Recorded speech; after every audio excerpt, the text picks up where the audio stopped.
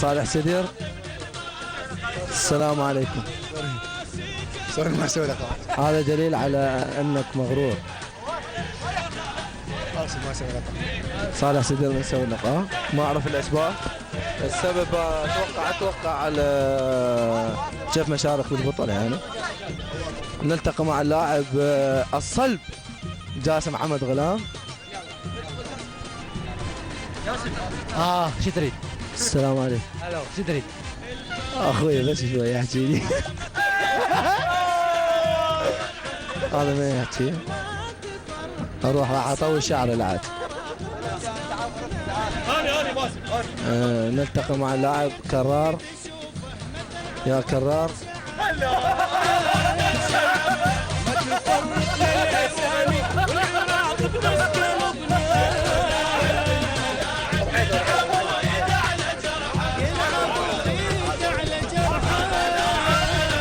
نلتقي مع احد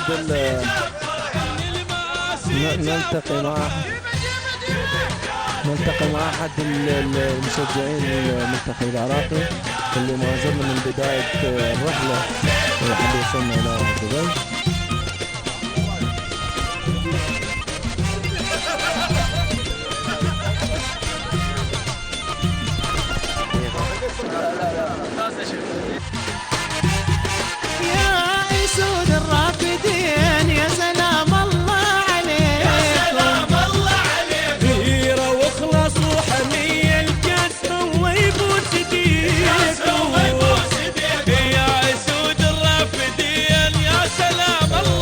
بسم الله الرحمن الرحيم. السلام عليكم والسلام على كل اللي يتابع القناة العراقية، قناة الكبيرة اللي مؤازرة المنتخب الوطني في وصوله إلى دبي.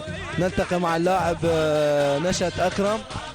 نشأت أكرم، شنو شعورك يعني وأنت استقبال الجماهير الكبير اللي قابلك واللي قابل المنتخب؟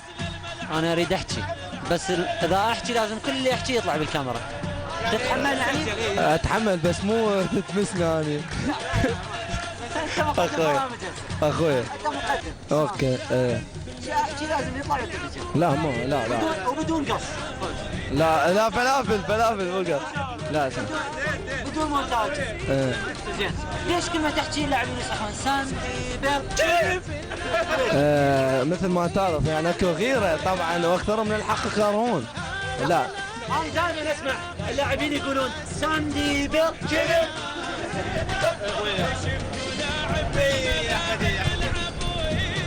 احمد انت السكينه بخاصرتي. نلتقي مع اللاعب المبدع الكبير احمد مناجد. يعني انا قاعد اقدم لك مقدمات حلوه، فارجوك يعني تتكلم بكل صراحه وجراءه. السؤال شنو شعورك اريدك تجاوبه بصراحه بدبي يعني؟ اسال عن شنو؟ شنو شعورك وانت بدبي يعني؟ شعورك شنو وانت بدبي؟ بدبي؟ يعني اليوم نشكر ما يخلونا نسولف، ما يخلونا. لا حول ولا قوة الا بالله العلي العظيم. يلا يا ولد جرت طبعا لو عندي الشعار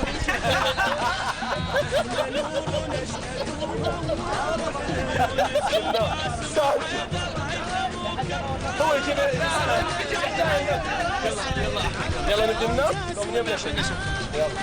اهلا بكم مشاهدين العراقيه، والان مع الكابتن نشأت اكرم ليش؟ اهلا بكم مشاهدين العراقيه، والان مع الكابتن هوار ملا محمد، ونسال يعني الاول مره اليوم هو يقعد لي ورا ليش؟ والله اول شيء اللي قدام هوسه جاسم غلام. بس اكو شيء انا اعرفه اقوله يعني احسن ما انا اقوله.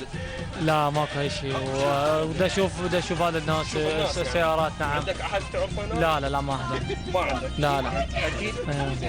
شنو رايك هاي الاحتفاليه وهذا والشيء اللي يعني عزوا اي لاعب عراقي ان سويناه احنا؟ شنو هذا؟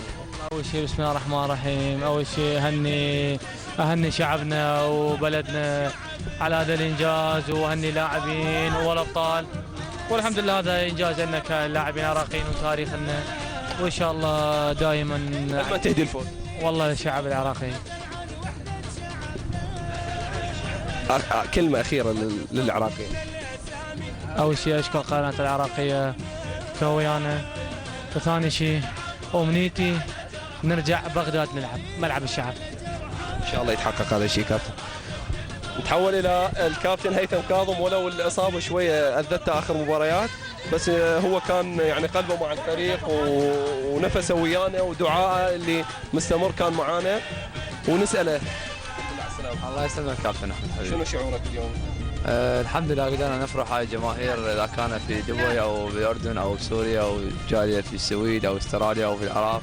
قدرنا نفرح تام العراقيين والعرب اجمعين، والحمد لله قدرنا نحصل هذه البطوله كاس اسيا، ونهدي هذا الكاس للشعب العراقي الجريح، وان شاء الله نوعده افراح وافراح، وان شاء الله يزولنا الغم عن الشعب العراقي وتعود الامن والامان. هيثم تتوقع ان شاء الله يعني المناسبه اللي سويناها ان شاء الله، واللي الله سبحانه وتعالى ساعدنا ان نسويها، انه توحد الناس ان شاء الله؟ ان شاء الله تتوحد كل قلوب العراقيين، وان شاء الله تصير المحبه ازيد وازيد ان شاء الله. هاي بدايه ان شاء الله احنا ندير الشعب العراقي، خلي يشوفون فريق العراقي ومنتخب متآلف، منتخب من جميع اطياف الشعب العراقي، اذا كان كردي او سني او شيعي او كل اطياف يضم هذا المنتخب، متحابين تحت ايد وحده، ايد محبه، تآخوا بيناتهم. قدرنا نتغلب على اي فريق كان، اذا كان استراليا او كوريا او اي فريق كان.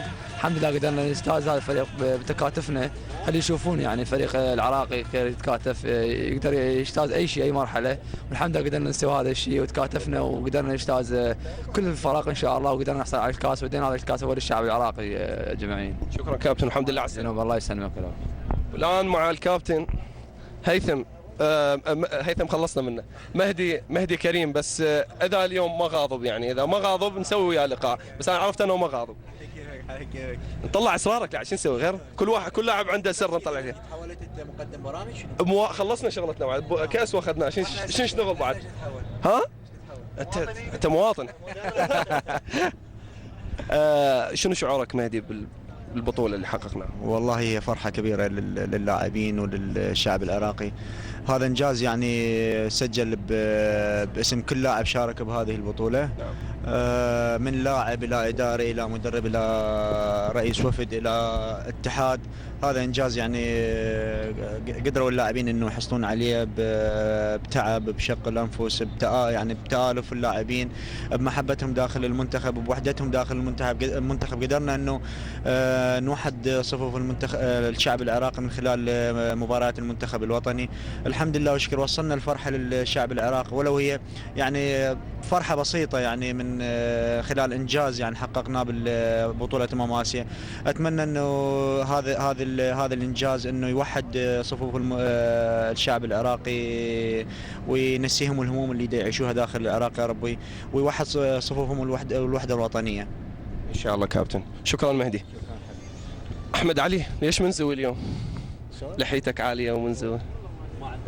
والله ماكو مجال. حمودي، يعني صحيح ما شاركت انت بالمباريات، لكن يعني احمد علي اسم يعني ما نقدر نزايد عليه ابدا، يعني بطل وتبقى بطل، والله يسلمك. ونسالك يعني كاس اسيا، يعني هذا التاريخ اللي يتحقق الان يعني بوجود اللاعبين، كان مفاجئ لو يعني كنا مصممين عليه؟ يعني والله بصراحة حمودي، عزيمة اللاعبين واصرار اللاعبين وهمة اللاعبين، واحنا عندنا لاعبين عراقيين، عندنا يعني شلون، عندنا الغيرة، عندنا الهمة، عندنا يعني التآلف بيناتنا. الحمد لله وشكر جبناه بهذا الجهد اللي قدمه اللاعب العراقي، فالحمد لله وشكر. هذا الفوز تقريبا نقول يعني فرحة للشعب العراقي، ينسيهم همومهم، ينسيهم مآسي مالتهم. الحمد لله وشكر على كل شيء. نقدر دائما نفرحهم لو هاي الفرحة مؤقتة؟ والله ان شاء الله نفرحهم دائما ان شاء الله. ان شاء الله. ان شاء الله. ايش تطلب من هذا الشعب؟